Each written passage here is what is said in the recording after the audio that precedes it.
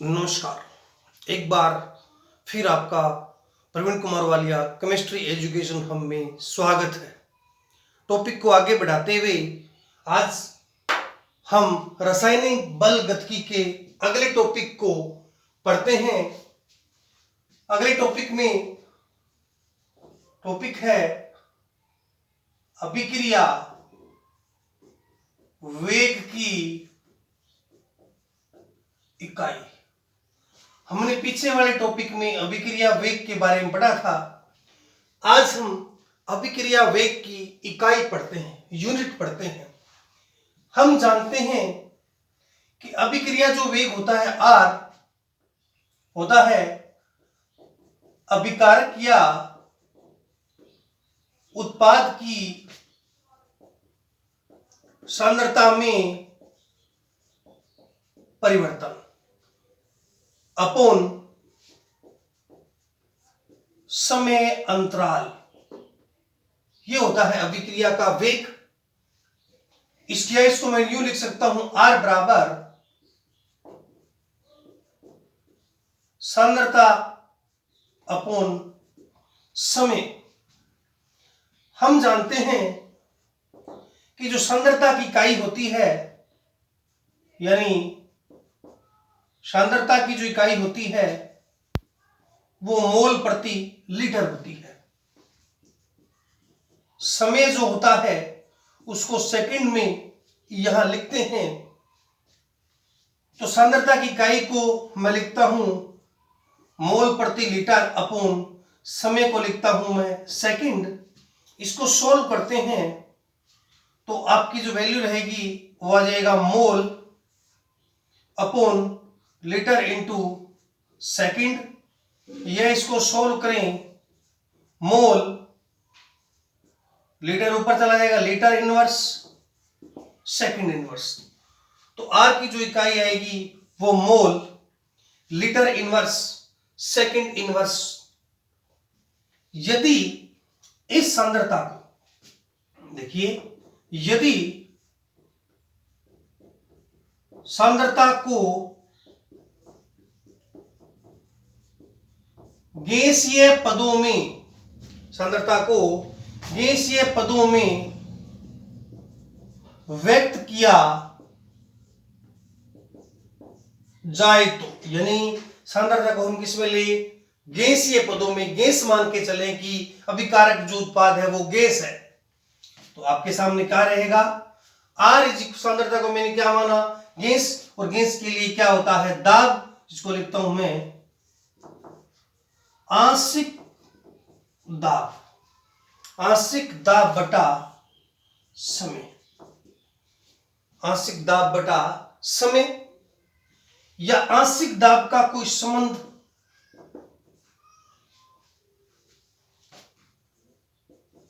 आंशिक दाब is equal to होता है मोल प्रभाज इंटू कुल दाब, या मोल प्रभाज इज इक्वल टू होता है अवयव के मोल बटा कुल मोल। तो फॉर्मूले को और अपने आगे बढ़ा सकते हैं। जो मैंने कहा आंशिक दाब या दाब जिसको व्यक्त करते हैं, दाब को एटमॉस्फेयर में मानते हैं, एटीएम में। दाब को किसमें मानते हैं, एटीएम में। तो आर की इकाई आ जाएगी समय, एटीएम अपॉन सेकंड। क्या आ जाएगी, ये कब आई, जब हमने अभिकारक और उत्पाद को गैसीय पदों में व्यक्त किया। तो ये है अभिक्रिया वेग की इकाई। अभिक्रिया वेग की इकाई के बाद अगले टॉपिक की तरफ हम बढ़ते हैं।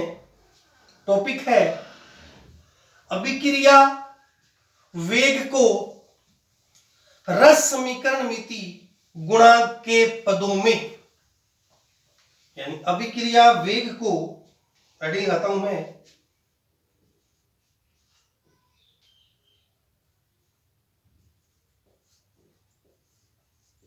अभिक्रिया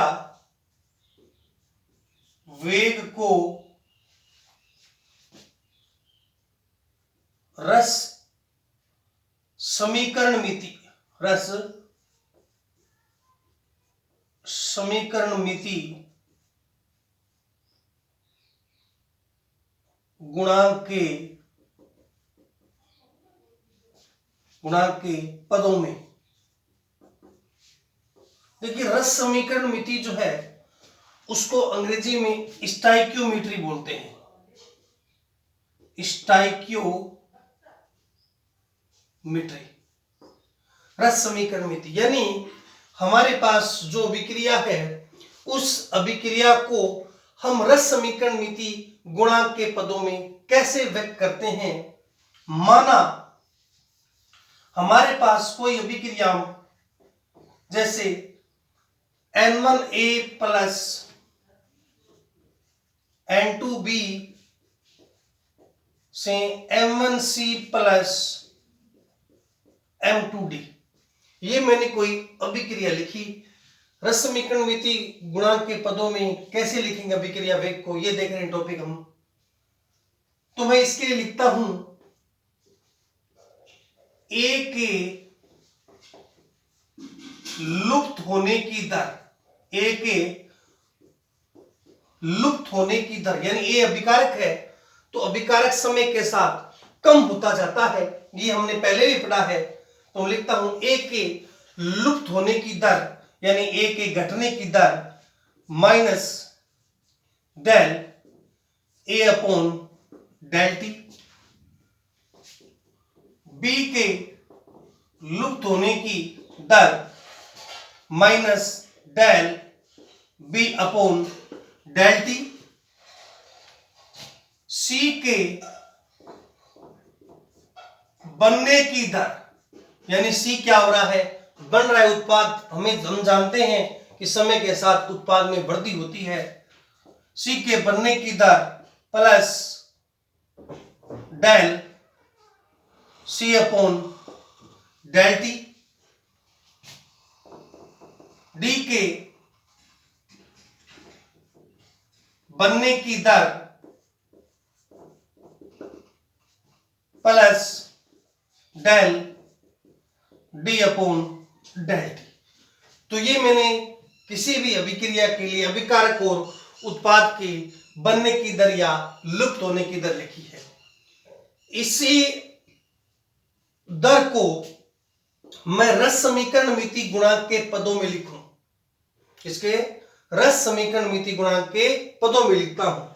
तो क्या कहते हैं इसके बारे में, यदि कोई ऐसी अभिक्रिया है, यदि कोई ऐसी अभिक्रिया है जिसमें अभिकारक व उत्पाद, अभिकारक व उत्पाद के रस समीकरण मिति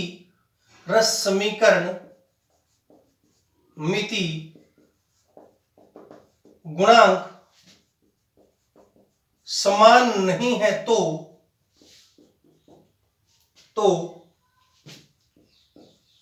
उनकी दर को रस समीकरण मिति गुणांक से भाग देते हैं। यानी रस समीकरण मिति जो N1 है, N2 है, M1 है, M2 है, ये सब रस समीकरण मिति गुणांक है। यानी कोई भी अपने पास अभिक्रिया है उसमें रस समीकरण मिति गुणांक बराबर नहीं है, समान नहीं है, यानी इनकी आगे संख्याएं समान नहीं है, क्योंकि यहाँ N1 था, N था, यहाँ क्या है M, इसका मतलब समान नहीं है। तो जो भी दर है अभिक्रिया की, जो भी रेट है, उस रेट को रस समीकरण मिति गुणांक से भाग दे देते हैं। तो यदि इन दरों को रस समीकरण मिति गुणांक के पदों में लिखें तो सीधा सा एक ही अर्थ है, इस दर को, ये जो दर आपको रेट दिख रही है अभिकारक और उत्पाद की, उसे रस समीकरण मिति गुणांक से हम भाग दे देंगे। जैसे इस समीकरण के लिए लिखा जाए तो आपके सामने क्या दिखेगी समीकरण, ये माइनस लिखता हूं मैं रस समीकरण मिति गुणांक के पदों में, यानी इस समीकरण को मैं रस समीकरण मिति गुणांक के पदों में लिखूं तो आपको यूं दिखेगी ये minus del A upon n1 del T, क्योंकि n1 था रस समीकरण मिति गुणांक बराबर minus del B upon n2 del T is equal to plus del C upon m1 del T is equal to plus del D upon m2 del T. तो इस समीकरण को मैंने क्या लिखा है, रस समीकरण मिति गुणांक के पदों में। आप किसी भी समीकरण को रस समीकरण मिति गुणांक के पदों में व्यक्त कर सकते हो। जैसे मान लो मैं कोई समीकरण लिखता हूं, उसको आपको बोला जाए, सवाल आता है बोर्ड में, एक एक नंबर के सवाल इसमें से पूछ लेता है। जैसे समीकरण लिखी है n2 प्लस 3s2 से बन जाता है 2n3। देखिए कई बार क्या होता है कि इनके आगे रस समीकरण मिति गुणांक नहीं लिखे होते, तो सबसे पहले आपको रस समीकरण मिति गुणांक के पदों में विक्रिया को लिखना है, तो आपको इसे संतुलित करना पड़ेगा। क्या करना पड़ेगा? इसको संतुलित करके आप इसे रस समीकरण मिति गुणांक के पदों में व्यक्त कर सकते हो। यदि यह संतुलित है, इसको मैं लिखूं तो कैसे रस समीकरण मिति गुणांक के पदों में दिखेगी आपको, माइनस डेल n2 अपॉन, अब इसके आगे कोई रस समीकरण मिति गुणांक नहीं है तो सीधा क्या आ जाएगा, del T minus del H, इसके आगे कितना है 3, तो ये आ जाएगा इसके बटा में भाग में आ जाता है, इज इक्वल टू प्लस, क्योंकि उत्पाद है प्लस डेल NH3 अपॉन, इसके आगे कितना है 2 डेल टी। ये लिख दिया हमने। कोई भी समीकरण जैसे और भी, ये पहला एग्जांपल आपको मैंने एग्जांपल बताया इसका। Second example H2 plus I2 से बनता है 2HI। मैंने कहा तुम्हें संतुलित नहीं है तो पहले क्या करेंगे, रस समीकरण मिति गुणांक में संतुलित करेंगे। संतुलित समीकरण है H2 प्लस I2 से बन जाता है 2HI। इसके लिए del H2 upon del T is equal to minus del I2 upon del T is equal to plus del HI upon, आगे कितना है 2, तो बटा 2 डेल T। ये लिखी गई, ये इसकी लिखी गई। और भी आप जैसे H2O2 से बनता है H2 plus O2 hydrogen peroxide, तीसरा एग्जांपल आप दे सकते हो। तो सबसे पहले आप जब इसको कॉपी में हल करोगे तो इसे क्या करना, संतुलित करना। संतुलित करके आप इस अभिक्रिया के लिए रस समीकरण मिति गुणांक को आराम से लिख सकते हो। तो ये टॉपिक था हमारा अभिक्रिया का। किसी भी अभिक्रिया वेग को रस समीकरण मिति गुणांक के पदों में व्यक्त करना। ध्यान से देखिएगा, स्क्रीनशॉट लीजिएगा, रफ कॉपी रखें साथ में। इसके बाद हम अगले टॉपिक की तरफ बढ़ते हैं, वेग नियम। अगला टॉपिक है वेग नियम।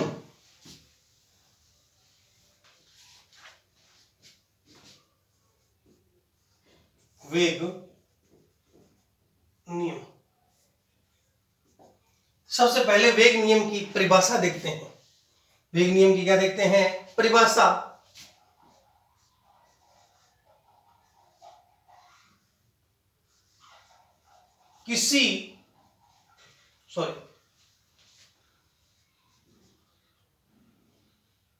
इस नियम की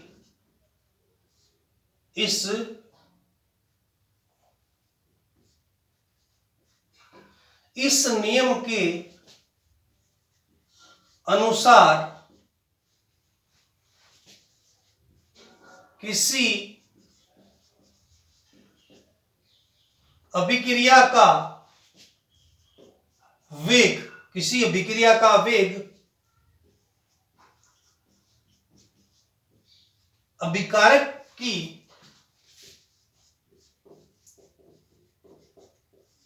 सांद्रता के समानुपाती होता है।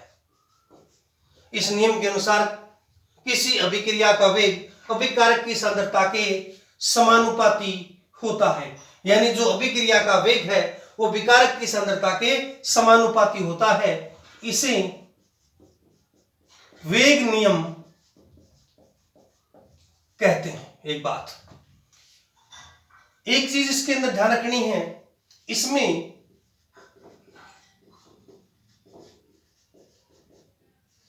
अभिकारक की सांद्रता को बड़े कोष्ठक, यानी ये कोष्ठक क्यों बड़े कोष्ठक में लिखा जाता है और रस समीकरण मिति गुणांक, रस समीकरण मिति गुणांक कोष्ठक की घात में, यानी घात विस्तार, घात में लिखे जाते हैं। बड़ी लाइन ध्यान रखें, बड़ी इंपॉर्टेंट लाइन है। इस नियम के अनुसार किसी अभिक्रिया का वेग अभिकारक की सांद्रता के समानुपाती होता है, इसे वेग नियम कहते हैं। इसमें विकारक की सांद्रता को बड़े कोष्ठक में लिखा जाता है और जो रस समीकरण मिति गुणांक होते हैं उसको कोष्ठक की घात में लिखा जाता है। जैसे पहले हम इसको समझें, जो अभिक्रिया का वेग है R समानुपाती अभिकारक की सांद्रता, जो R है वो विकारक की सांद्रता के समानुपाती होता है। सीधी सी बात है। तो लिखता हूं मैं द्रव्य अनुपाती क्रिया के नियम से, द्रव्य अनुपाती क्रिया के नियम से समीकरण लेता हूं मैं, एक समीकरण लेता हूं A प्लस BB तीर का निशान CC और D। ये छोटा है वो ABC लगाएं, ये रस समीकरण मिति गुणांक है। इसके लिए मैं वेग नियम लिखता हूं, तो वेग नियम आएगा R समानुपाती अभिकारक इसमें कौन है A, इसमें कौन है B, रस समीकरण मिति गुणांक कौन है A, इसमें कौन है B। मैंने कहा तुम्हें कोष्ठक की घात में लिखते हैं, कोष्ठक में सांद्रता को लिखते हैं। समानुपाती के निशान को हटाते हैं तो कोई ना कोई कांस्टेंट आता है जिसको अपन यहां लिखते हैं K, A की घात A, B की घात B। K जो है इसको कहते हैं वेग व्यंजक, क्या कहते हैं इसको, वेग व्यंजक या स्थिरांक या कांस्टेंट, ये की बात है। अब क्या करें हम, इससे इस K की सहायता से, यानी K जो है इसकी इकाई को भी अपन ज्ञात कर सकते हैं। जैसे ये तो इसका वेग नियम आ गया, अब K की इकाई को भी अपन ज्ञात कर सकते हैं। जैसे मान लो, इससे पहले मैं एक दो आपको उदाहरण देता हूं। जैसे मान लो आपके पास समीकरण है N2 प्लस 3S2 से बनता है 2NH3। आपको कह दे कि इस समीकरण के लिए आप वेग नियम लिखिए, तो आप लिखोगे R is equal to K N2S2 की होल थर्ड। दूसरा एग्जांपल जैसे पहले भी आए, H2 प्लस I2 से बनता है 2HI, और आपको कह दे कोई भी समीकरण हो जाए, आप आसानी से वेग नियम लिख सकते हो। तो R इज इक्वल टू आ जाएगा K H2 और आ जाएगा I2। किसी भी समीकरण के लिए आप वेग नियम बड़ा आसानी से लिख सकते हो। यह ध्यान क्या रखना है, जो विक्रिया का वेग है वो विकारक की सांद्रता के ही समानुपाती होता है। यहां से हम क्या कर सकते हैं, के की जो इकाई है उसको निकाल सकते हैं। तो के बराबर के की इकाई हेडिंग लगाता हूं मैं, के की इकाई या यूनिट, ऊपर से थोड़ा मैं साफ कर देता हूं, उतार लेना ध्यान से। के की इकाई ज्ञात करते हैं, यूनिट ज्ञात करते हैं।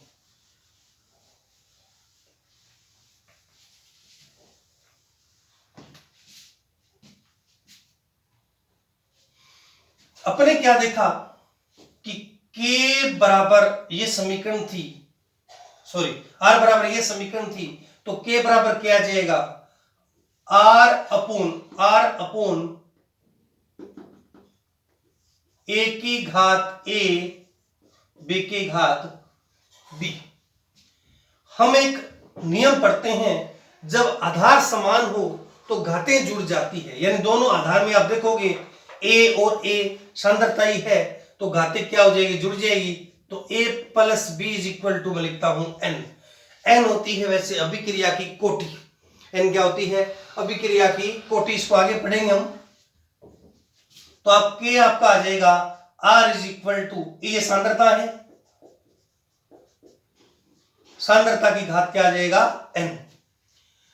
अब हम r की तरफ चलें कि आपने जो r था, जो विक्रिया का वेग था, अभिक्रिया की वेग की इकाई क्या थी। तो अभिक्रिया की वेग की इकाई हमने पीछे भी पढ़ी है, तो क्या होती है, मोल लीटर इनवर्स मोल, सॉरी अभिक्रिया की जो वेग की इकाई हमने पीछे पढ़ी है। अभिक्रिया का जो वेग, आपने मैं फॉर्मूला लिख देता हूं, अभिक्रिया का वेग सांद्रता बटा क्या होता है, समय। सांद्रता की इकाई क्या होती है, मोल बटा लीटर, और इसकी इकाई क्या होती है, सेकंड। तो हम थोड़ा समझा रहा हूं इस फॉर्मूले को। तो हमने क्या लिखा, मोल ऊपर ले जाएंगे तो ये क्या हो जाएगा, लीटर इनवर्स, और ये क्या हो जाएगा, सेकंड इनवर्स। तो इकाई क्या आ जाएगी, mole litre inverse second inverse. थोड़ा विस्तार करके बताया आपको, mole litre inverse second inverse. जो सांद्रता है क्या है, सांद्रता, और सांद्रता की जो इकाई होती है, यहां सांद्रता लिखी है मैंने, सांद्रता की इकाई होती है मोल अपॉन लीटर, यानी मोल प्रति लीटर। मोल प्रति लीटर, इसको अपन देखें तो यूं लिखता हूं मैं इसको, मोल अपॉन लीटर की घात n। थोड़ा इसको और सोल्व कर लेते हैं। सोल्व करने से आपको क्या दिखेगा, ये तो एज इट इज है मोल, ध्यान देखिए, ध्यान से समझ में आना चाहिए। Mole litre inverse second inverse, ये हो जाएगा मोल की घात n, और जो लीटर है इसकी घात माइनस n। इसको सोल्व करना, माइनस आना चाहिए, इनवर्स बोलते हैं इसको। इसको और यदि सोल्व करोगे तो आ जाएगा मोल, n ऊपर जाएगा तो मोल हो जाएगा 1 minus n, litre n minus 1 second inverse. ध्यान से देखिएगा भाई, कैलकुलेशन है थोड़ी सी। मोल 1 minus n, litre n minus 1 second inverse. ये जो k है, ये k की इकाई होती है।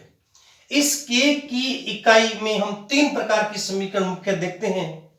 जैसे आपको यूं कहे, शून्य कोटि की अभिक्रिया के लिए, के लिए शून्य कोटि की अभिक्रिया के लिए k का मात्रक बताओ।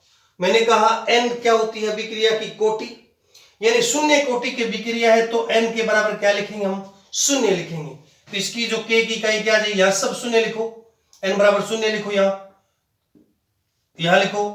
तो आपका जो इकाई, आपकी जो इकाई क्या होगी, आएगी सेकंड इनवर्स निकाल के देख सकते हो। वैसे शून्य लिखते हैं, किसी की घात शून्य लिखे तो वो एक ही होता है। तो शून्य कोटि की जो विक्रिया है उसकी जो इकाई क्या आएगी, सॉरी शून्य कोटि की विक्रिया की जो इकाई है क्या आएगी, मोल। यहां शून्य लिखते हैं, मोल 1 माइनस 0, लीटर 0 माइनस 1 और सेकंड इनवर्स। तो इकाई आ जाएगी मोल, सॉरी थोड़ा सा mistake, mole litre inverse second inverse. इसके बाद हम शून्य कोटि के बाद आपको कह दे प्रथम कोटि की विक्रिया के लिए, प्रथम कोटि की अभिक्रिया, शून्य कोटि की विक्रिया के लिए क्या आ गई, mole litre inverse second inverse. प्रथम कोटि की विक्रिया के लिए निकालेंगे तो यहां लिखेंगे n बराबर 1, n बराबर क्या लिखेंगे 1, यहां भी n बराबर क्या लिखेंगे 1। तो प्रथम कोटि के विक्रिया के लिए k जो आएगा वो आएगा सेकंड इनवर्स, क्या आएगा सेकंड इनवर्स, सेकंड इनवर्स। और जो द्वितीय कोटि एक और है इसमें,